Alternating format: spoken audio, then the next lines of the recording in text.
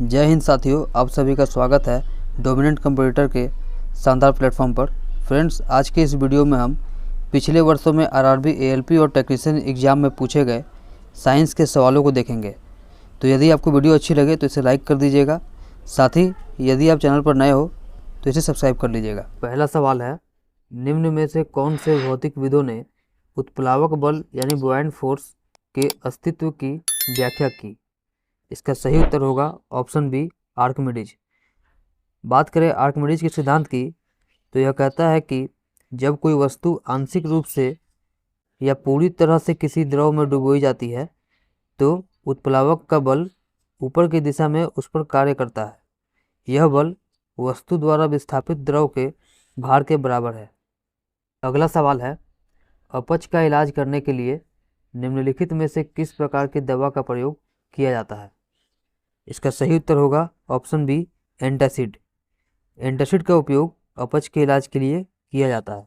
अगला सवाल है, अमीबा में किस प्रकार का अलैंगिक प्रजनन होता है? इसका सही उत्तर होगा ऑप्शन डी, बाइनरी विखंडन, जिसे हम द्विविभाजन भी कहते हैं। अगला सवाल है, हीरे के कार्बन परमाणु के बाहरी कोश में मुक्त इलेक्ट्रॉनों की संख्या कितनी है? इसका सही उत्तर होगा ऑप्शन बी, 0। हीरे में कोई मुक्त इलेक्ट्रॉन नहीं होते हैं। अगला सवाल है, विद्युत रोधियों की प्रतिरोधकता कितनी होती है? इसका सही उत्तर होगा ऑप्शन ए, 10⁻12 ओम मीटर से लेकर 10⁻17 ओम मीटर। अगला सवाल है, सोडियम कार्बोनेट की हाइड्रोक्लोरिक अम्ल से अभिक्रिया में उत्पन्न गैस कौन सी होगी? इसका सही उत्तर है ऑप्शन डी, कार्बन डाइऑक्साइड यानी CO2। अगला सवाल है, बेंजीन में सिग्मा और पाई आबंध यानी बॉन्ड की संख्या कितनी है? इसका सही उत्तर होगा ऑप्शन बी, 12 सिग्मा और 3 पाई आबंध। बेंजीन सबसे सरल एरोमेटिक हाइड्रोकार्बन है।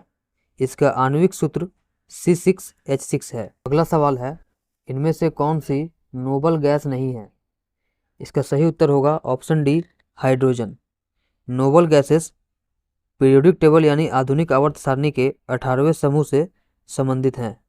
हीलियम, नियॉन, आर्गन, क्रिप्टन, जेनन, रेडन आदि नोबल गैसेस हैं।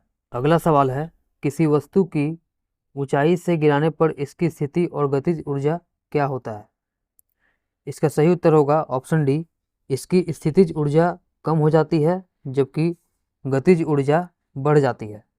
बात करें गतिज ऊर्जा की तो किसी वस्तु के गति के कारण होने वाली ऊर्जा को उसकी गतिज ऊर्जा कहा जाता है, जिसका फॉर्मूला होता है ½ mv²। वहीं बात करें स्थितिज ऊर्जा यानी पोटेंशियल एनर्जी की तो किसी वस्तु की अपनी विशिष्ट स्थिति या अवस्था के कारण संग्रहित ऊर्जा को उसकी स्थितिज ऊर्जा कहा जाता है। इसका सूत्र होता है mgh। अगला सवाल है, शुष्क लिटमस पेपर पर शुष्क HCl गैस की क्या क्रिया होती है? इसका सही उत्तर होगा ऑप्शन बी, नीला या लाल लिटमस पेपर अपना रंग नहीं बदलता है। शुष्क HCl गैस शुष्क लिटमस पेपर का रंग नहीं बदलती क्योंकि उसमें कोई H3O+ आयन उपस्थित नहीं होता है। अगला सवाल है, युग्मक संलयन को किसके रूप में परिभाषित किया गया है?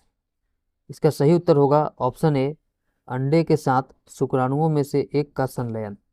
अगला सवाल है, विद्युत प्रवाह को मापने के लिए निम्नलिखित में से कौन सा यंत्र प्रयोग किया जाता है?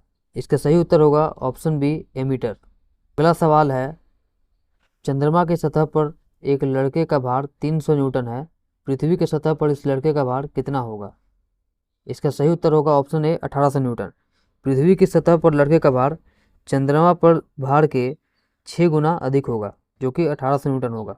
अगला सवाल है, निम्नलिखित जानवरों में से कौन सा सरीसृप वर्ग से संबंधित नहीं है? इसका सही उत्तर होगा ऑप्शन बी, मेढक। अगला सवाल है, पौधों में किस हार्मोन के संचार के कारण वे प्रकाश की ओर झुक जाते हैं? इसका सही उत्तर होगा ऑप्शन सी, ऑक्सिन।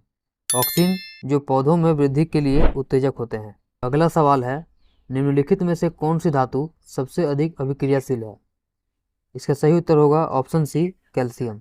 अगला सवाल है, निम्न में से कौन सी धातु सबसे अधिक अधातुवर्धनीय है? इसका सही उत्तर होगा ऑप्शन डी, सोडियम। अगला सवाल है, निम्न में से कौन सा कथन गलत है? तो इसका सही उत्तर होगा ऑप्शन ए, पदार्थ के कण स्थिर अवस्था में होते हैं। इसके अलावा सारे ऑप्शन सही है। अगला सवाल है, जब एक बंदूक से गोली चलाई जाती है तो बंदूक पीछे की ओर धकेलती है। यह उदाहरण न्यूटन के कौन से नियम को दर्शाता है? तो इसका सही उत्तर होगा ऑप्शन बी, गति का तीसरा नियम। न्यूटन का तीसरा नियम कहता है कि प्रत्येक क्रिया के लिए एक समान और विपरीत प्रतिक्रिया होती है। अगला सवाल है, नाइट्रोजन परमाणु में उपस्थित न्यूट्रॉनों की संख्या कितनी है? इसका सही उत्तर होगा ऑप्शन डी, 7। तो ठीक है फ्रेंड्स, आज के लिए इतना ही। मिलते हैं फिर अगले वीडियो में। अगर वीडियो अच्छी लगी हो तो इसे लाइक कर दीजिएगा, साथ ही चैनल पर नए हो तो सब्सक्राइब कर दीजिएगा, क्योंकि आपको ऐसे ही इन्फॉर्मेटिव वीडियोस मिलते रहेंगे। धन्यवाद।